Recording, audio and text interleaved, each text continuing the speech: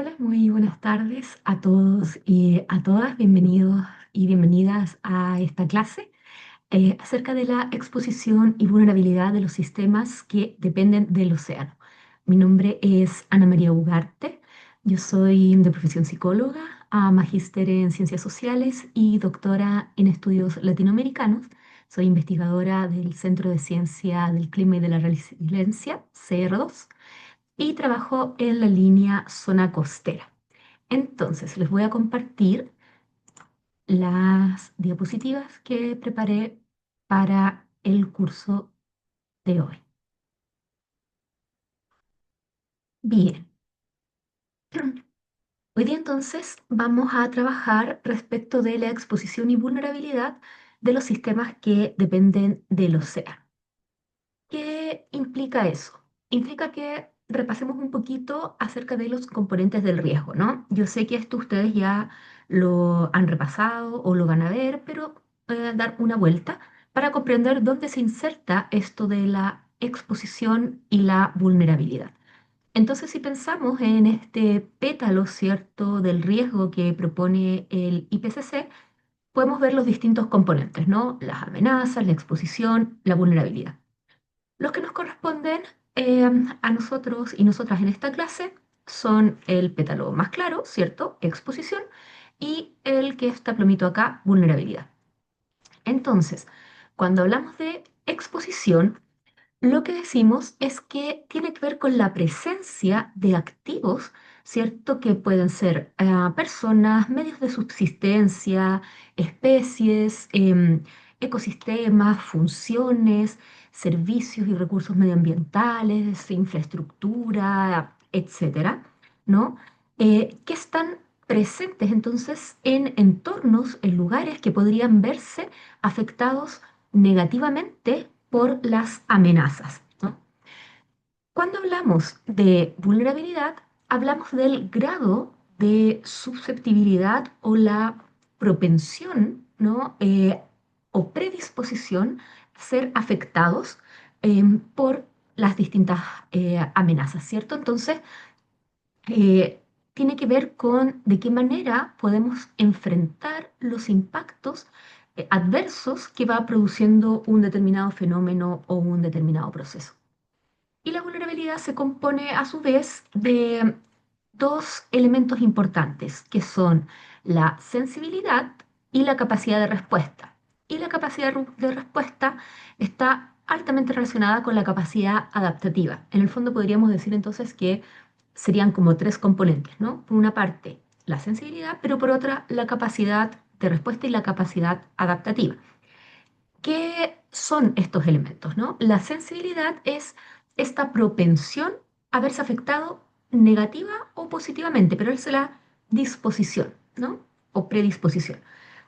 Y la capacidad de respuesta tiene que ver con la capacidad para poder mejorar, para poder manejar, ¿cierto? Para poder superar una condición que sea adversa en un momento determinado, pero es una respuesta, por lo tanto es una capacidad que se da en el mediano o en el corto plazo. ¿Y por qué también hablamos de capacidad de adaptación? Porque aquí ya pensamos en el largo plazo. Entonces, la capacidad de adaptación tiene que ver con esta capacidad que vamos desarrollando los distintos sistemas para poder adaptarme a los posibles daños. Entonces, la capacidad de adaptación es futura, ¿no? Em, y para poder aprovechar oportunidades si estas existen o afrontar las consecuencias de las distintas amenazas, ¿cierto? O los distintos impactos que esté sufriendo. Entonces, dicho esto, también podríamos pensarlo de esta otra manera, haciéndonos preguntas. Por ejemplo, en la exposición podría preguntarme, ¿qué es lo que está en riesgo de perderse? Y así poder entonces identificar aquello que forma parte de la exposición. En vulnerabilidad podría preguntarme en la sensibilidad, ¿qué aspectos no climáticos están aumentando los impactos? En la capacidad de respuesta, ¿qué se está haciendo o se ha hecho para evitar impactos? Entonces eso me va a ir dando, ¿cierto?, los niveles de vulnerabilidad y de exposición que tienen los distintos sistemas. Un ejemplo muy rápido con pulpitos. Por ejemplo, el riesgo es que los pulpos finalmente se conviertan altamente en alimento, ¿cierto? Pero de manera desproporcionada. El riesgo es que el aumento de la caza del pulpo lleven entonces, ¿cierto?, a una desproporcionada forma de alimentación, digamos, de distintas especies a través del pulpo. En este caso, lo elegimos así como, bueno, un pulpo en un plato, ¿no?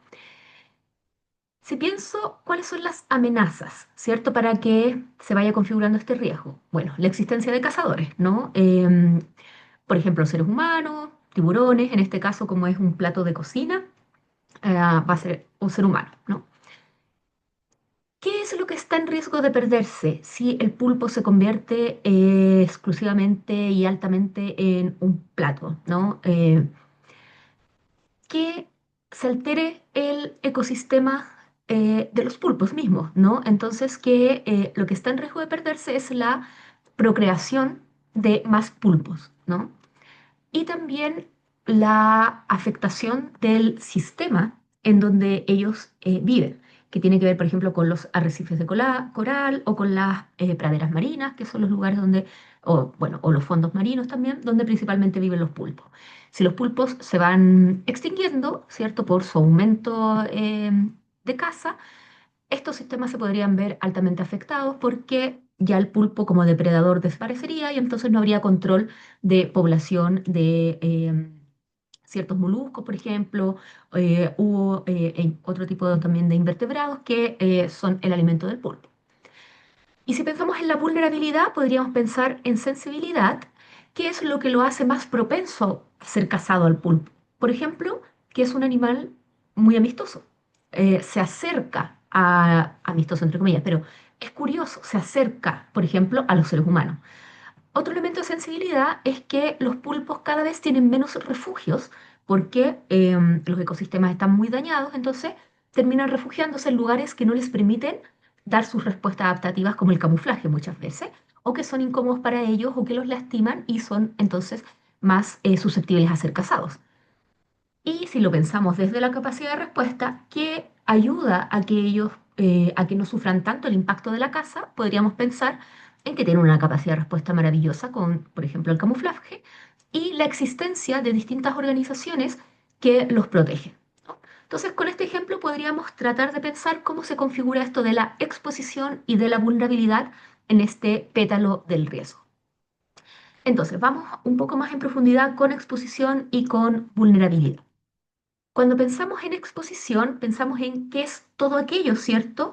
Que puede verse dañado negativamente por las amenazas, ¿no? Y hablamos de estos activos, que podían ser muchos. Acá, por ejemplo, podemos ver, ¿cierto? Si es que lo reconocen, son las costas de Cartagena de India. Entonces, la exposición tiene que ver con todos estos elementos, ¿cierto? Potencialmente susceptibles de ser afectados, ¿no? Y estos elementos incluyen, como vimos al inicio, la vida humana, nuestra salud y bienestar, em, pero también la de los otros sistemas, ¿cierto? También incluyen los medios de subsistencia para nosotros, para nuestra especie y también para otras especies, los ecosistemas y especies en general, ¿cierto? Los bienes económicos, sociales, culturales, los servicios, la infraestructura y así muchos más según el IPCC, ¿no? Y cuantos más elementos existan en un espacio, en un territorio que puedan ser potencialmente afectados, entonces mayor va a ser la exposición. Entonces, mientras más activos existan en un territorio, mayor va a ser la exposición y por ende va a ser mayor el riesgo. Entonces, cuando pensamos en el océano como un espacio que sustenta la vida en la Tierra, podemos pensar que es altamente importante, ¿no?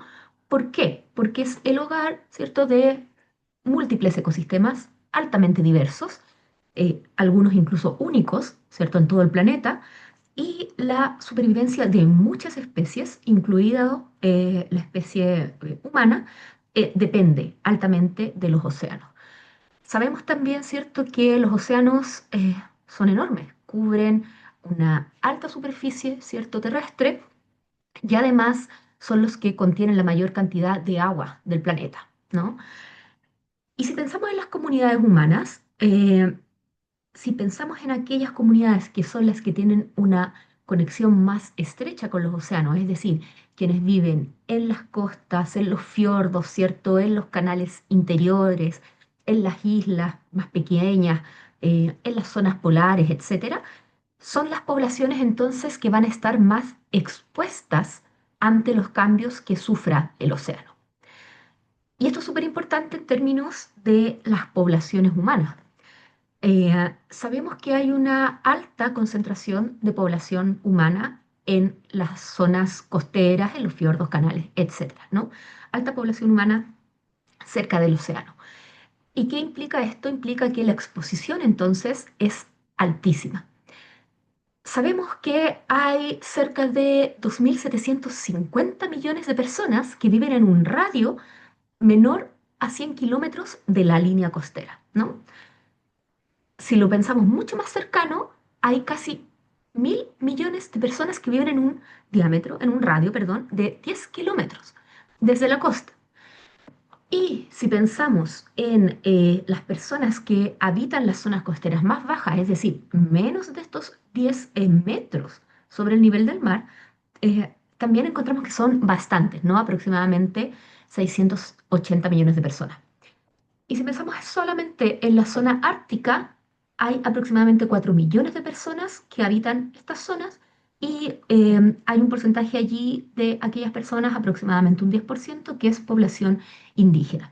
Entonces las cifras son altamente alarmantes en términos de la gran exposición que existe de las comunidades humanas, si es que los océanos, ¿cierto?, se van viendo cada vez más afectados. O sea, ya existe altos impactos debido al cambio climático en los océanos y cada vez aumenta la concentración de personas en estas zonas, por lo tanto cada vez aumenta la exposición. Los océanos también nos brindan distintos servicios, ¿no? Que los seres humanos hemos llamado servicios ecosistémicos o servicios basados en la naturaleza, distintos nombres, ¿no? Sabemos que los océanos eh, nos ayudan con suministro, ¿cierto? De alimento, de agua, de energías, nos brindan múltiples beneficios, ¿cierto? A nivel de bienestar, de salud mental, nos permiten desarrollar ciertas prácticas culturales, también nos permiten realizar turismo, por lo tanto recreación, ¿cierto? Y también nos permiten comerciar y nos permiten transportarnos, trasladarnos de lugares a otros, ¿no? Asimismo, y profundizando un poquito más en la alimentación, que es uno de los elementos también muy importantes en términos de cambio climático, sabemos que los desembarques proporcionan más del 20% de la proteína animal, ¿no? Dietética para miles de millones de personas en todo el mundo, ¿no? Y además son el sustento de 60 millones de personas. Es altísimo, ¿no? Por lo tanto, la dependencia que como comunidades humanas tenemos respecto de los océanos es muy alta. Por lo tanto, estamos altamente expuestos a los daños, ¿cierto?, que las distintas amenazas generan en el océano, a los impactos que estos daños pueden tener. También las algas marinas son una fuente importante de alimentación, ¿cierto? Y de proteína que la provee el océano. Y lamentablemente los océanos hoy en día sabemos que sufren en muchos lugares sobrepesca. Sin embargo, se ha abogado por un tipo de pesca un poco más sustentable, ¿no? Para poder generar este sustento de todas maneras que es valioso a través de medidas de conservación oceánica. Acá me parece interesante poder compartir con ustedes esta imagen que es del IPCC, del último informe, ¿no? Y que muestra la dependencia relativa que tenemos las comunidades humanas de los ecosistemas marinos.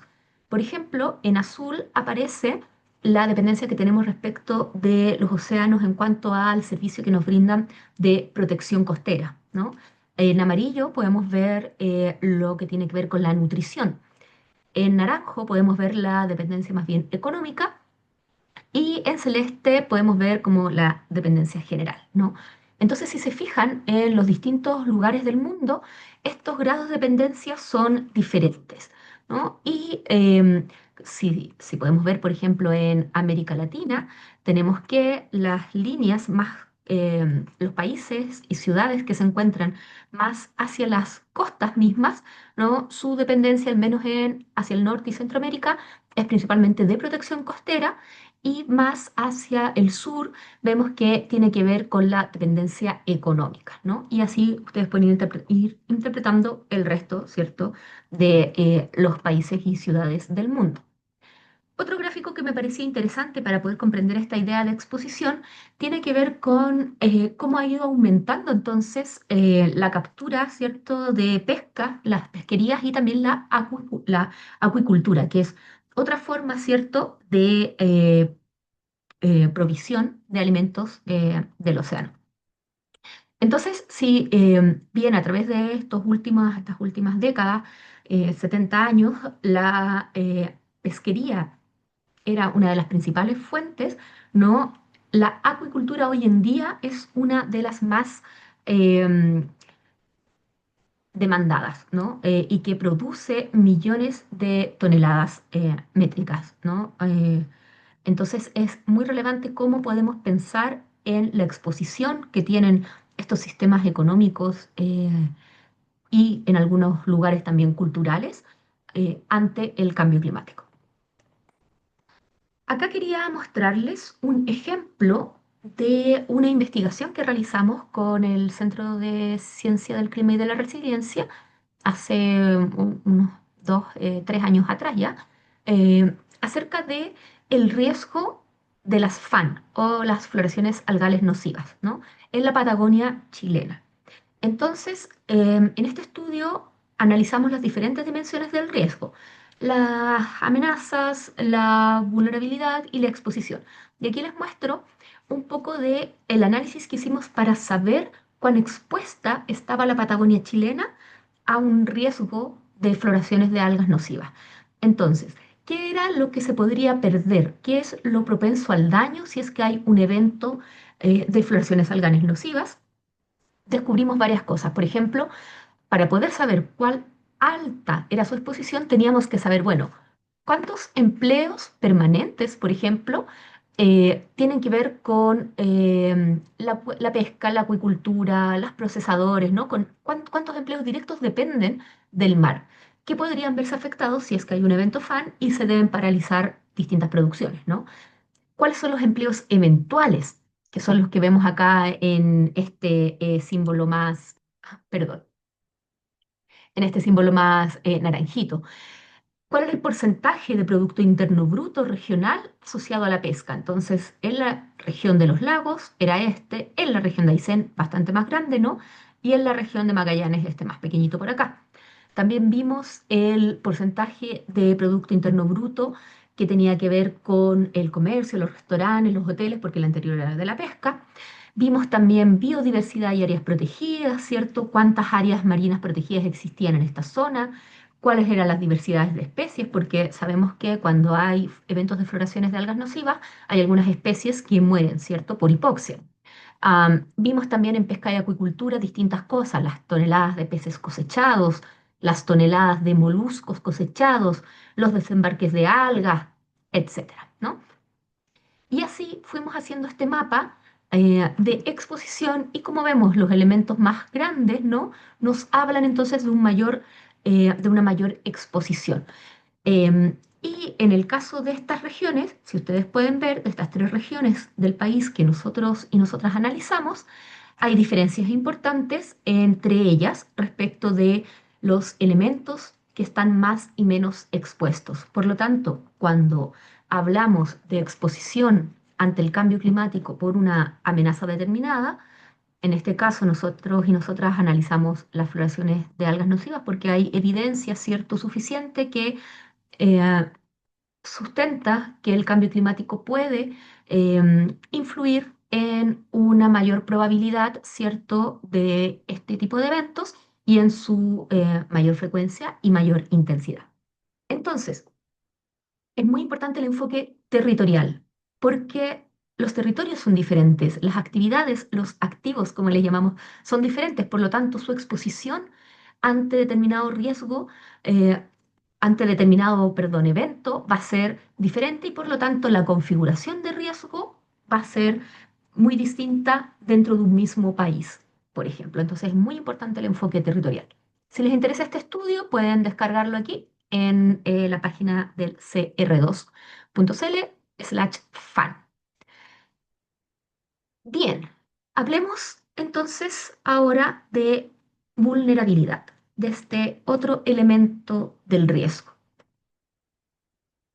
Si pensamos en estos componentes que hablamos anteriormente, se los recuerdo, sensibilidad, capacidad de respuesta, capacidad de adaptación o capacidad adaptativa, debemos recordar que la sensibilidad, ¿cierto? Entonces es este grado en que un sistema o especie, ¿cierto?, se ve afectado, ya sea de manera adversa o beneficiosa, ¿no?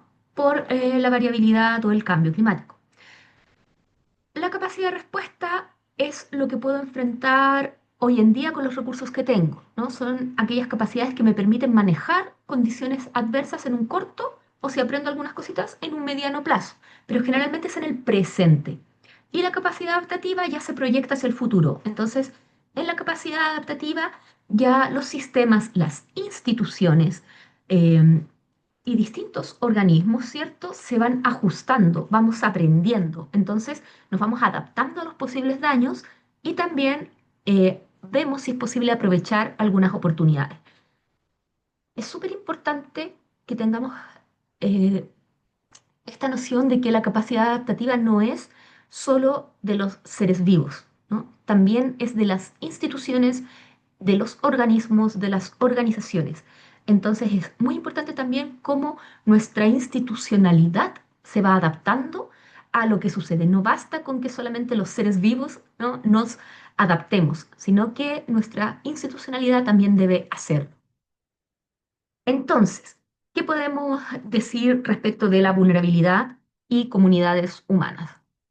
Perdón que tengo un gato, entonces se pasea. Ese es el problema de las clases online.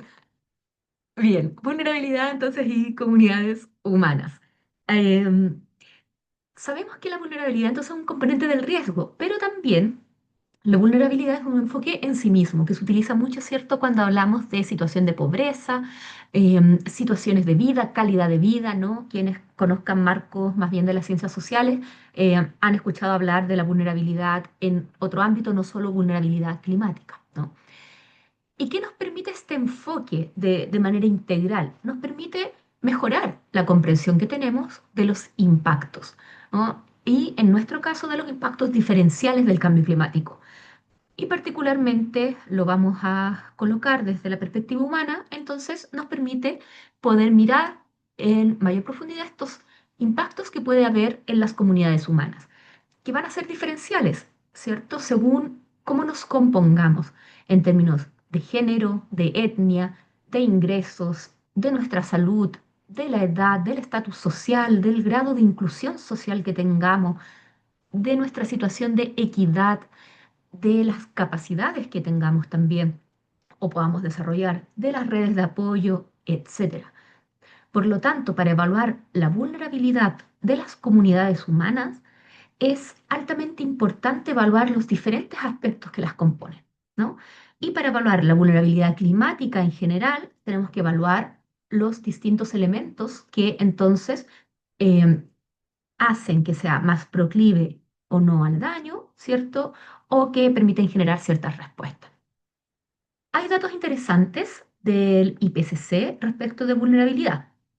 Por ejemplo, sostiene que los sistemas, respecto de la vulnerabilidad humana, que los sistemas que son más vulnerables, los sistemas humanos más vulnerables y también los sistemas naturales más vulnerables, se van a ver desproporcionadamente, o ya se están viendo en algunos lugares, desproporcionadamente más afectados por el cambio climático. Es decir, si ya todas las poblaciones, todos los sistemas somos vulnerables al cambio climático, aquellos que están situados en la línea más alta de la vulnerabilidad se van a ver mucho más, ¿cierto?, o desproporcionadamente dañados.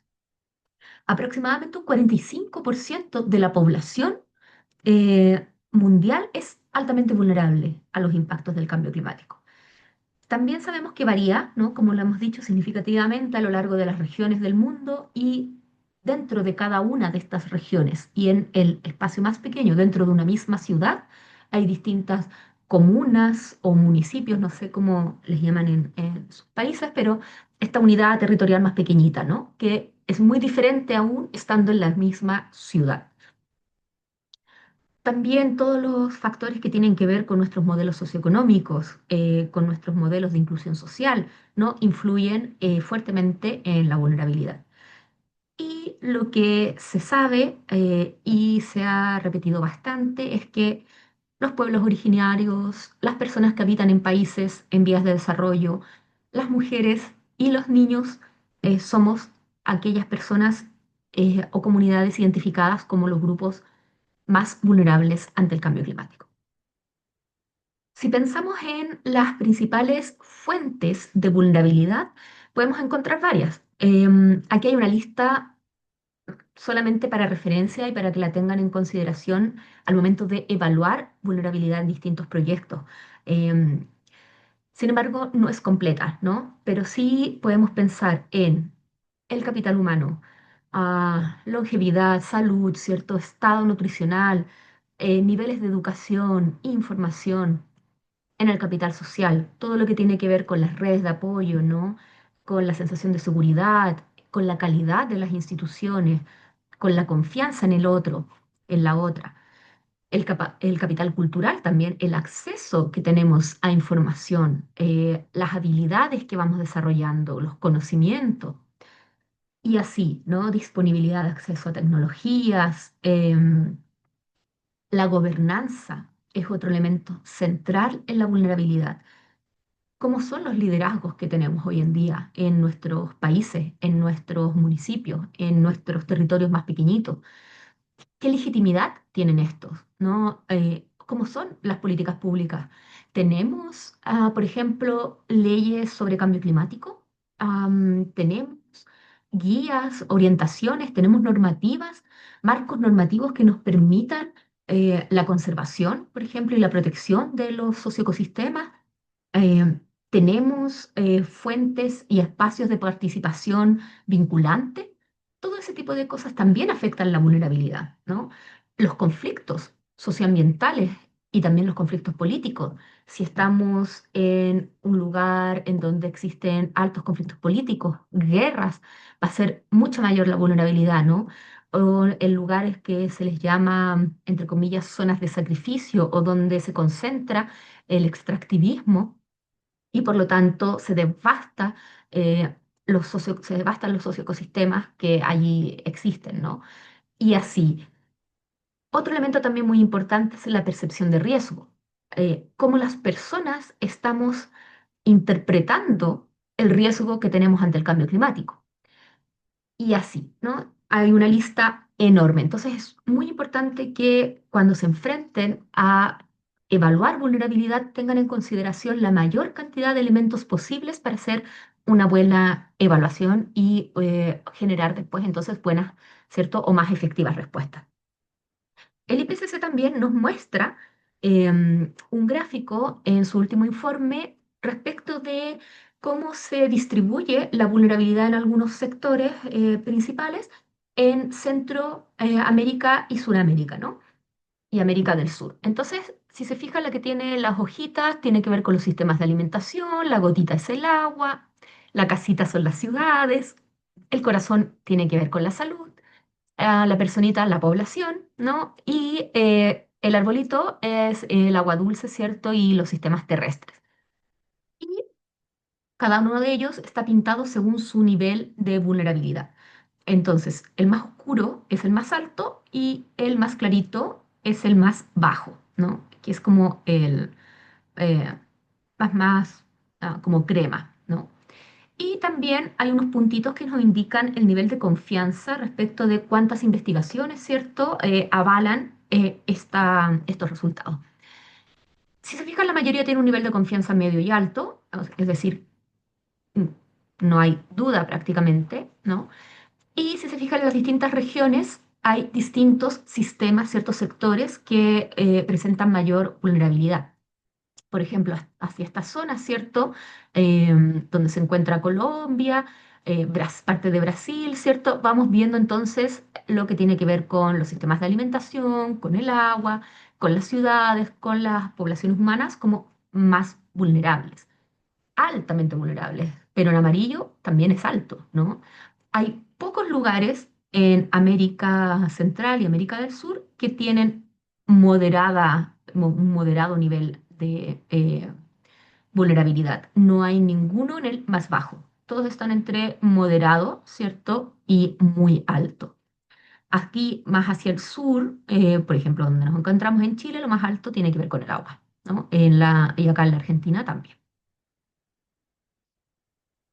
Y acá también quería mostrarles que no todo es negativo, ¿cierto? También quería mostrarles un ejemplo de capacidad adaptativa. Este también es del IPCC y es de la capacidad adaptativa que tienen pesquerías, ¿no? Ante el cambio climático. Lo más oscuro es una alta capacidad adaptativa, siendo el uno, y lo más blanquito es una baja capacidad adaptativa, si lo vemos en los océanos, ¿no? Por eso todos los países, o sea, la Tierra está sin colores, pero no es porque tenga cero, sino que estamos fijándonos acá como en los océanos. Entonces, si nos fijamos, donde hay menor capacidad adaptativa, que son las zonas más claras, podemos ver toda esta zona, ¿no? Del Atlántico y podemos ver acá parte del Índico, ¿no? Y una mediana capacidad adaptativa en esta zona del Pacífico. Pero si se fijan, en general no hay altas capacidades adaptativas.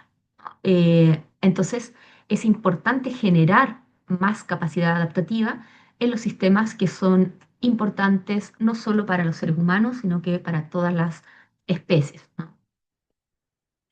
Y para finalizar, porque esta clase es cortita, entonces me voy a tomar solamente un par de minutitos más, ya sé que estoy casi pasadita en el tiempo, solamente un bonus track que quería hablarles de percepciones. Como les dije de profesión, soy psicóloga, entonces este es un tema muy relevante en el estudio del cambio climático, las percepciones sobre el cambio climático. Si ustedes ven esta imagen y yo les digo, ¿qué ven? Les doy unos segundos. Ya lo percibieron. Algunos dirán, y algunas, ahí hay un conejo, claramente, ¿no? Y otras dirán, no, es un ave. Claro, si miramos desde la derecha hacia la izquierda, este es el pico del ave y este es su ojo, ¿no? Es claramente un ave. Pero si lo miro desde izquierda a derecha, este es el ojo y esta, que era el pico del ave, son las orejas del conejo. Y acá está su boquita. Entonces, con este ejemplo, y hay miles de estos de percepción, ¿no? Con este ejemplo, solo quiero decirles que las percepciones que tenemos respecto de un mismo estímulo, en este caso, pueden ser muy diferentes. Por lo tanto, las percepciones que tenemos las personas sobre el riesgo del cambio climático pueden ser tan diferentes que nos permitan generar mejores y más efectivas respuestas o nos imposibiliten de hacerlo. Por lo tanto, es muy relevante estudiar también las percepciones sociales de las personas. Cuando percibimos un evento, lo que hacemos es que elaboramos juicios. La percepción es todo un proceso de reconocimiento, de interpretación, es muy profundo. Yo percibo, ¿cierto? Reconozco un estímulo, lo interpreto, le doy un significado, lo clasifico, ¿no? Y allí hay distintos elementos que intervienen. Mis aprendizajes, la memoria que tengo, mi capacidad de simbolización, las experiencias que he vivido. Todo eso va a llevar a que los juicios que elabore puedan ser diferentes de los juicios que elaboren otras personas. No siempre diametralmente diferentes, pero pueden ser bastante diferentes. Y la percepción social tiene que ver básicamente con un proceso biosociocultural, es decir, con cómo estos estímulos, estas sensaciones, estos fenómenos, los selecciono, los organizo, los interpreto según mis creencias o las creencias del grupo en el cual yo habito, las actitudes que tenemos, mi disposición a actuar, los valores, las opiniones públicas, los roles que jugamos en la sociedad como personas.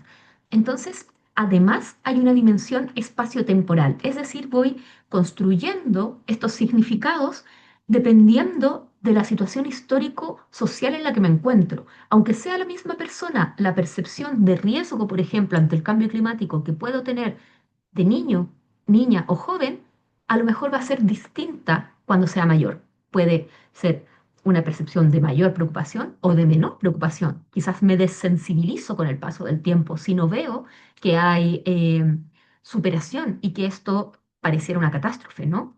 O puede ser que tenga refuerzos positivos y entonces voy generando mayor esperanza. Entonces, ¿por qué importa esto? Y con esto cierro. Importa porque las personas que somos aquellas responsables como comunidad humana, al ser responsables los seres humanos del cambio climático, somos también responsables de disminuirlo o de poder adaptarnos a él, ¿no? Mitigarlo y adaptarnos. Entonces, como humanos, conformamos evidencias a partir de nuestras percepciones. Más allá de toda la información que me den, yo esta información la voy a procesar dependiendo de todas estas otras cosas que miremos. Entonces, eh, esa va a ser mi realidad. La forma en que yo percibo va a ser mi realidad. Por lo tanto, las percepciones son muy importantes porque nos permiten apropiarnos de un entorno, ¿no? Y si yo tengo una alta percepción de vulnerabilidad personal, mi capacidad para lidiar con situaciones como el cambio climático, ¿no? O cualquier tipo de situación peligrosa, me va a dar una sensación de alta inseguridad. Si mi sensación de vulnerabilidad personal es más baja, me voy a sentir más seguro o más segura, ¿no? Y la percepción de riesgo va a ser menor también cuando hay más participación ciudadana, social, cuando la información es clara, cuando hay confianza en las autoridades, esto ya está estudiado, y cuando tenemos mayores vínculos y tejido social entre nosotros y nosotras.